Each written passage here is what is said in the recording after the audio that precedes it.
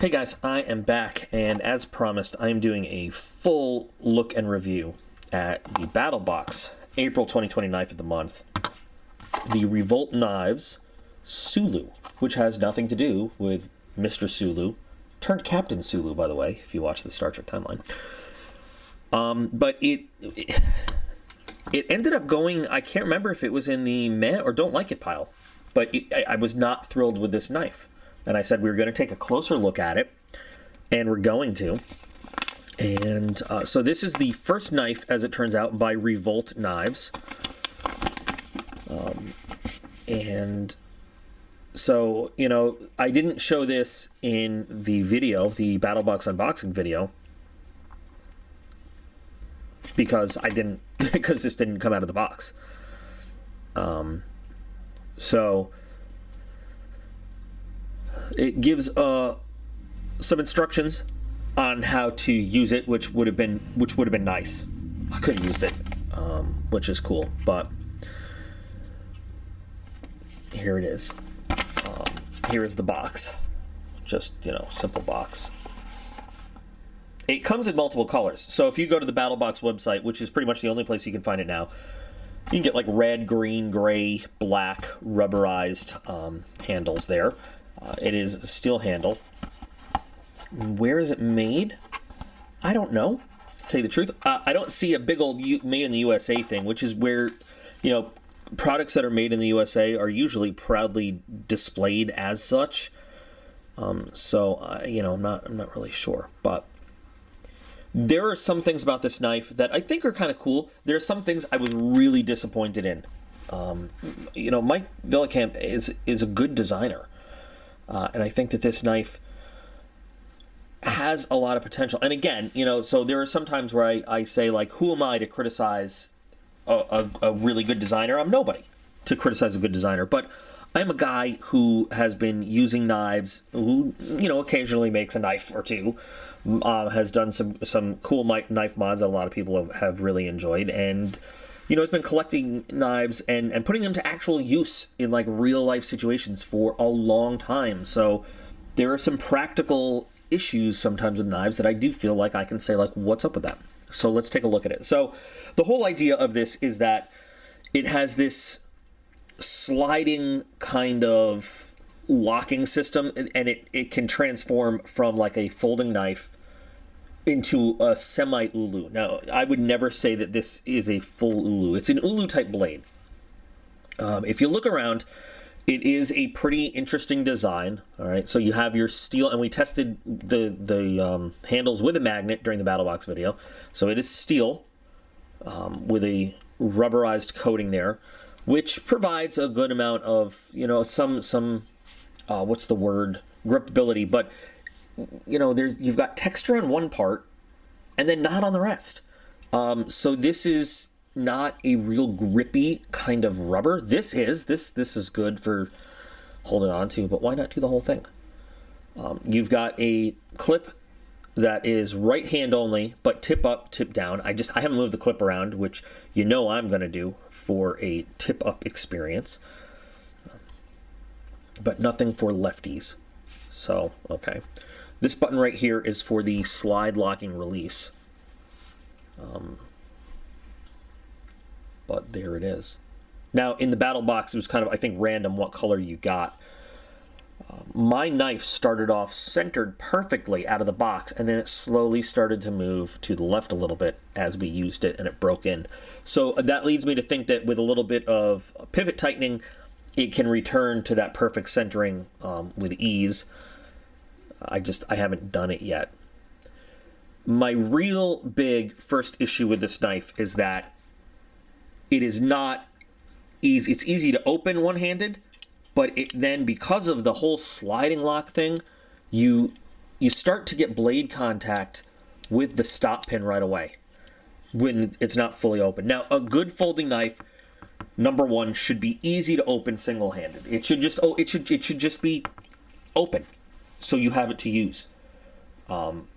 There's no reason that a knife should have to be opened with two hands, a folding knife, unless you're trying to meet specific legal requirements. Some places I'm trying to remember. I think it's Germany, maybe some place in Europe. A knife cannot legally be one-hand openable. Okay, but why in the world should you have to then stop and have that thing? But even when you do manage to open it all the way, guess what? It doesn't just lock until you pull on it to get it to meet that stop because of the sliding lock feature. So you actually have to get it past that hump and then pull it a little bit to get it to lock into place. And believe me, I've messed with this a lot. It's not a matter of breaking in. It is what it is.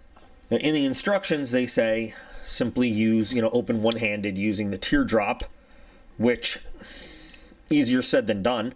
It is entirely and look at my thumb for trying to do it. It is entirely possible that I just have a bum knife, but somehow I doubt that a mechanical issue of that level would just be a one knife problem. So but we have that, so that's there. And once it's open, you have a fairly comfortable knife. This jimping sits on the thumb really nicely.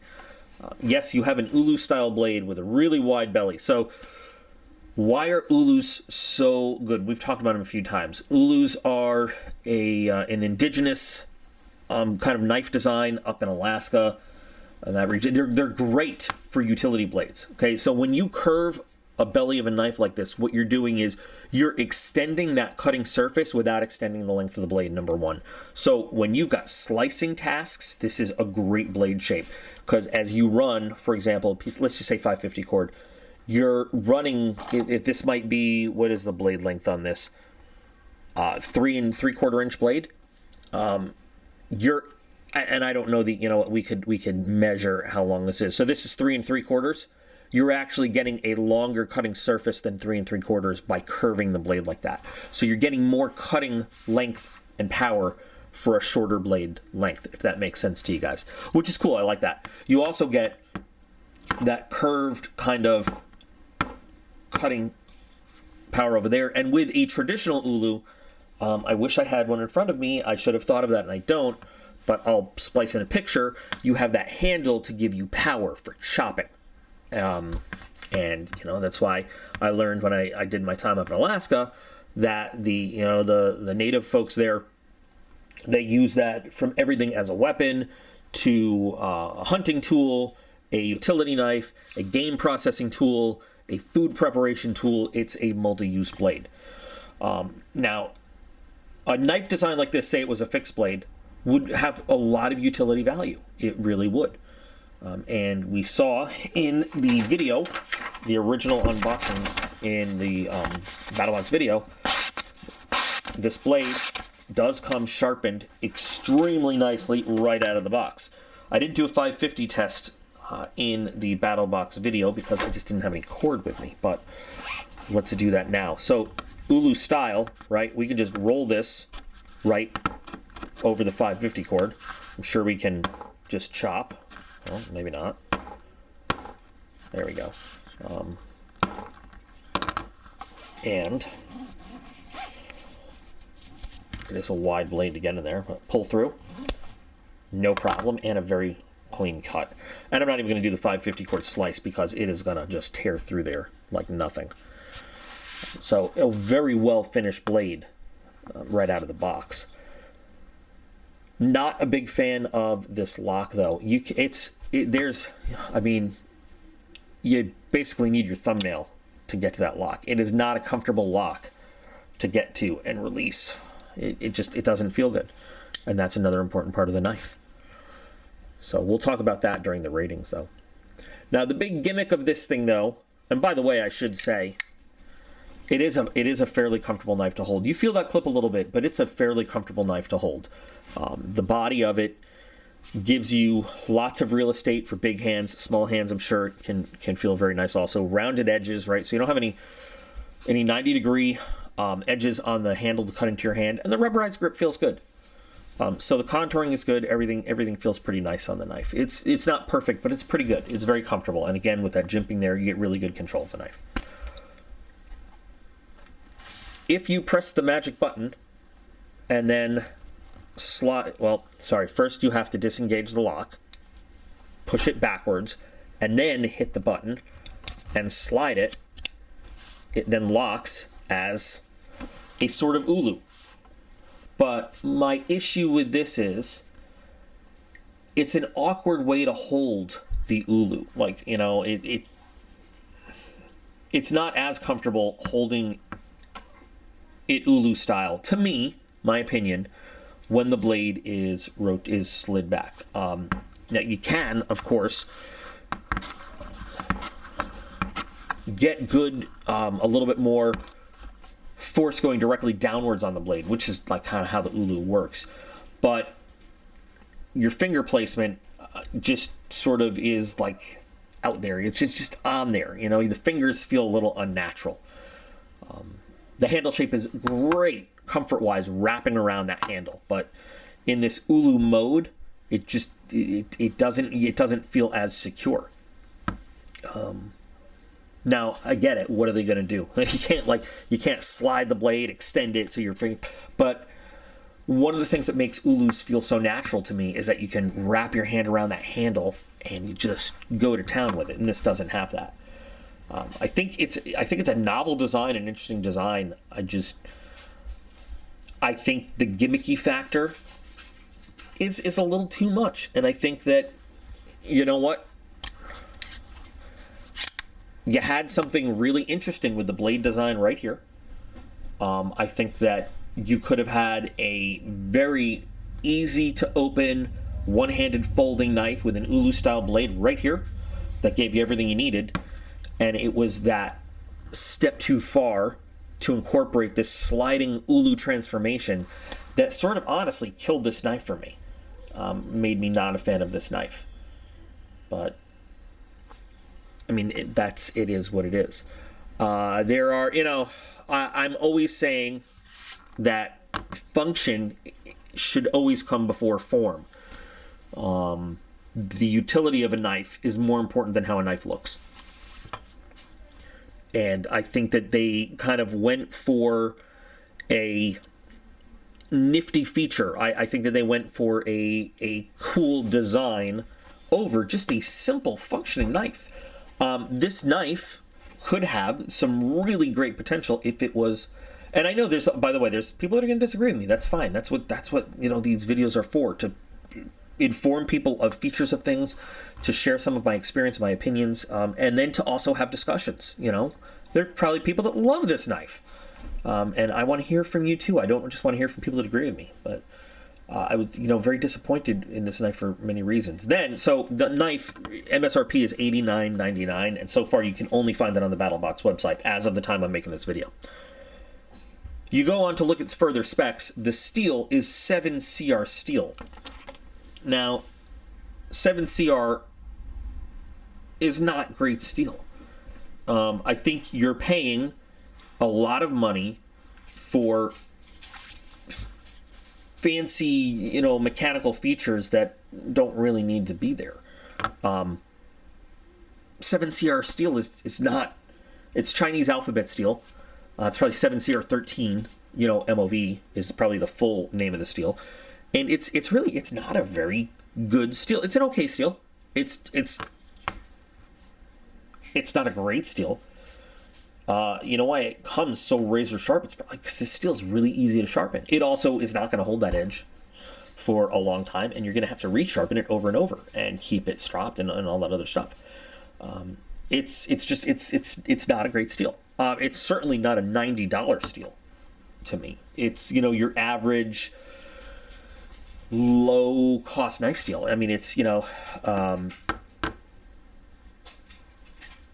M-Tech level is like 3CR13. And from there you can go up 3, 5, 7, 8, and 9 CR13. You know, those are, you know, 8 and 9 CR13 are roughly 440C-ish. So, you know, 7 CR13 is kind of a step down from even like 440C. In terms of comparability, and they're not directly comparable, but it's close. So, I mean, the steel isn't even that great. You know, we could have gotten an AUS 8, a D2, or something better than that. I mean, there's no reason besides the fancy mechanics that they're charging us $90 for this overly engineered, over complicated thing with this kind of, I hate to say, but budget level steel. This has Air Force procurement program written all over it. But, you know, I don't know. Some people might like the gimmicky factor of it. And that will play into the ratings for cool factor later. But there it is. So let's take a look at the lock, by the way. Let's close it up. And yeah, I really don't like the lock on it. Let's take a look at where my centering is. Okay.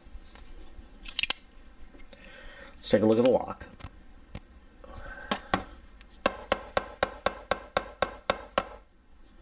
Let's take a look. I never really, I always have to go back to the video and like check for where the lock has gone. No. Oh. I don't know if that was stickiness or just the natural, you know, sort of difficulty unlocking it. I don't think the blade has traveled any, but I believe it is actually easier to unlock now, to lock up with one hand. No. It is, yeah, actually, it is easier to lock now after doing that test without sliding it. No, I must have been like subconsciously pulling on the blade. Let's just fold it out. No. No. You still need to give it that pull. I hate that. All right. So, can't fling it open. Why do they have to do it like that? Why can't it just open and lock? All right. There are some things I do like about this knife. And I feel, you know, I feel like I love the knife of the month. That's why I pay the extra $50 to get the Pro Plus box. And I feel really let down by this. I feel like good on the company for trying something new. Not everything always works, and complicated and fancy features doesn't make a knife any better. You know, sometimes it fails.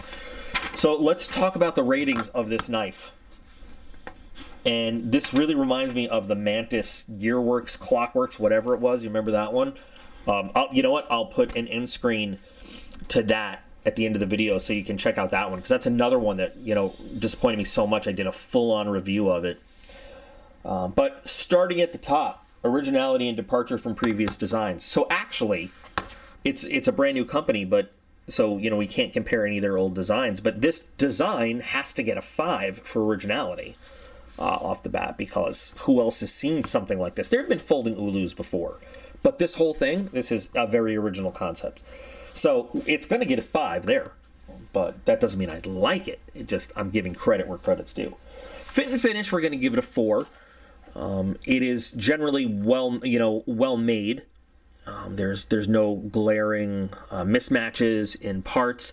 Everything goes together very nicely. Production looks well done.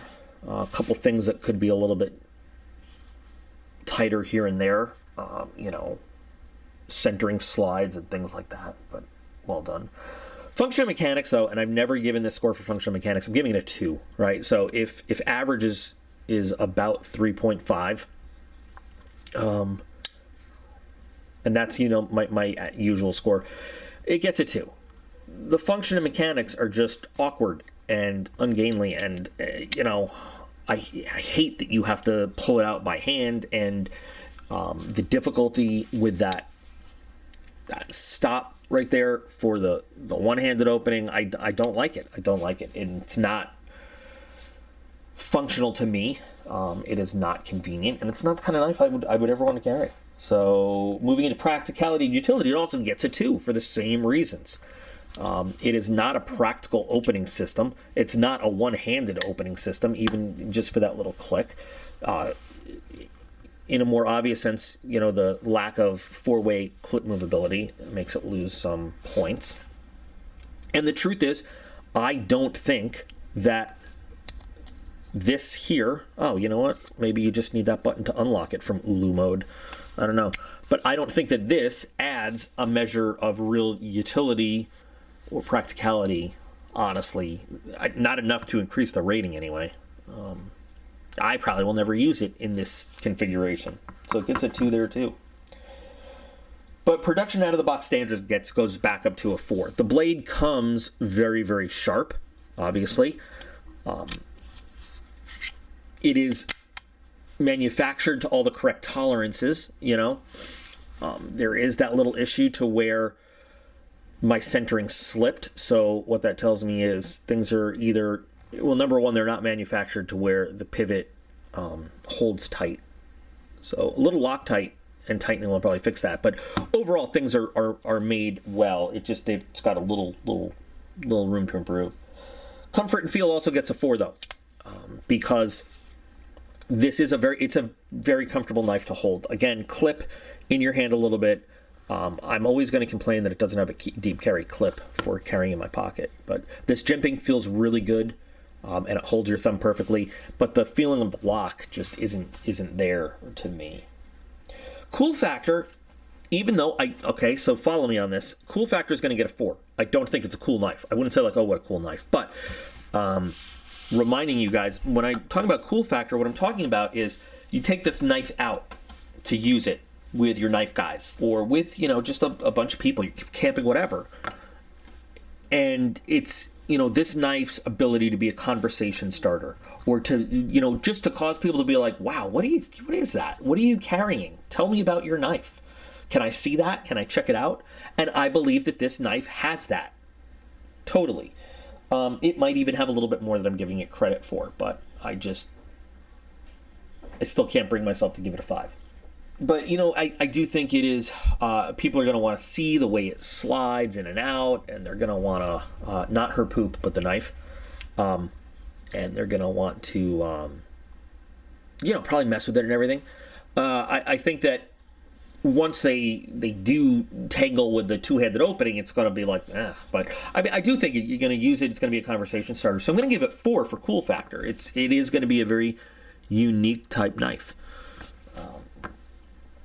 Quality materials, though, it's just middle of the road average. 7CR steel, steel frame, you know, rubber overmold, but that's been done. There's nothing, frankly, special or higher end about the knife. You're paying all for the gimmicky mechanical factor there. Customizability, I'll also give it a 3. If you wanted to, you could coat the blade. I mean, if you wanted to strip off the rubber, I guess you could. I don't know, though, because I haven't taken it apart, but I mean, I don't know if this is just an overmold to what's on there. I have a feeling it's either just a thin overmold, or even you could peel it off. I don't know. I mean, customizability on this, I don't know all the mechanical stuff going on the inside. So I wouldn't, you know, short of either coating this blade or, you know, engraving it, I don't know what you could do to it. But 3. Collectability value, I had to give it a 2.5. You know, it's hard when a company's brand new and it's their first design, but the truth is, I do not see this being any kind of collector's item. It's a full production knife, and I don't think this design, I don't think people are going to be clamoring to get their hands on this thing. I don't. It's an interesting idea. And, you know, listen, maybe I could be completely off. I could be wrong, and this could be the most successful production knife design in the world. I just don't think it's going to offer people at that price range, at that exact price. I hate when people say price point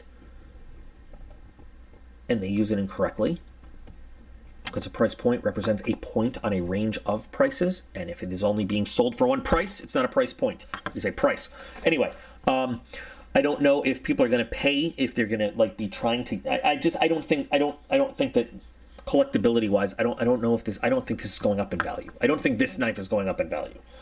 Value of ownership, I gave it a 1.5. It's the lowest score I've ever given a knife in any of the categories. I don't see any reason to buy this knife. I honestly don't. I don't like the mechanics of it. I think you're being ripped off for the price of the materials.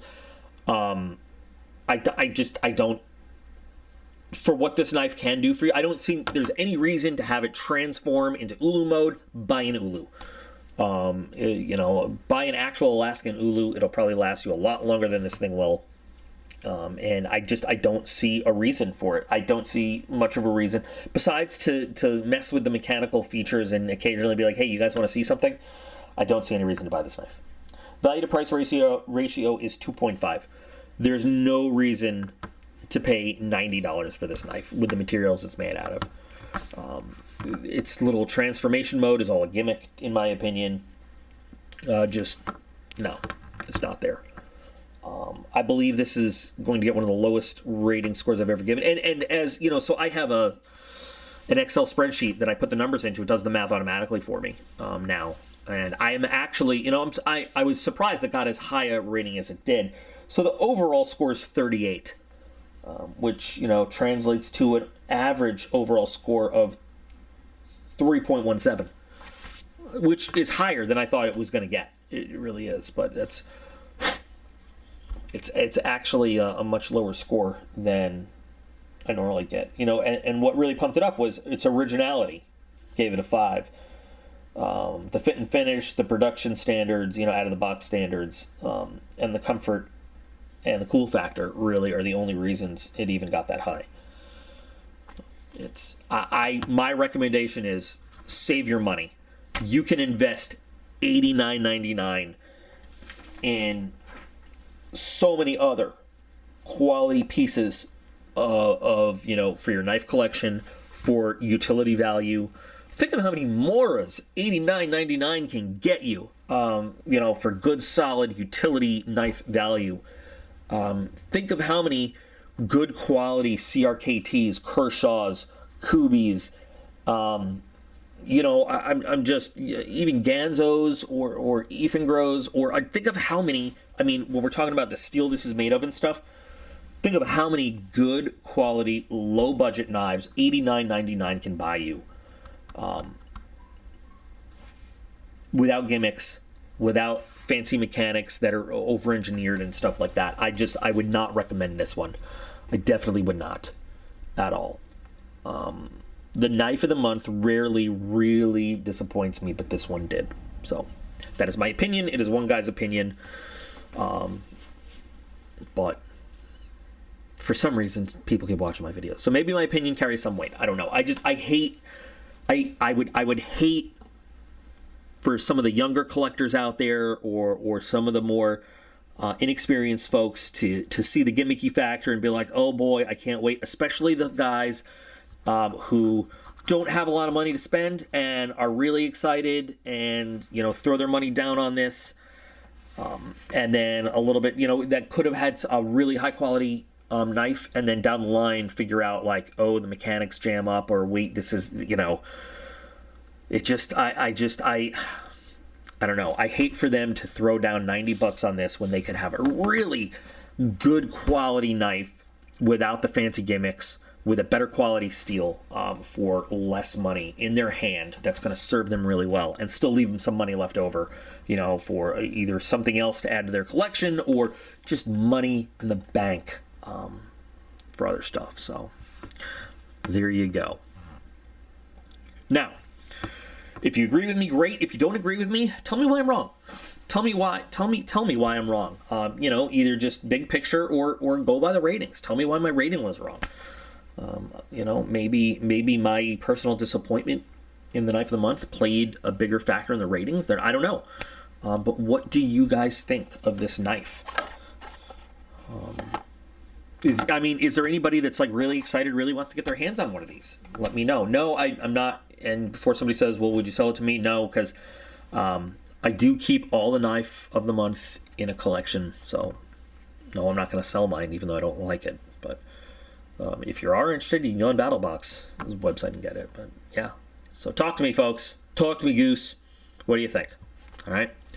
Okay, guys. Well, I'm going to go unbox the Smoky Mountain 5-star care package now. So you have that to look forward to while you're sharing your opinions on this knife. And please remember, you guys are all absolutely awesome. I appreciate every single one of you, and I'll be back again real soon.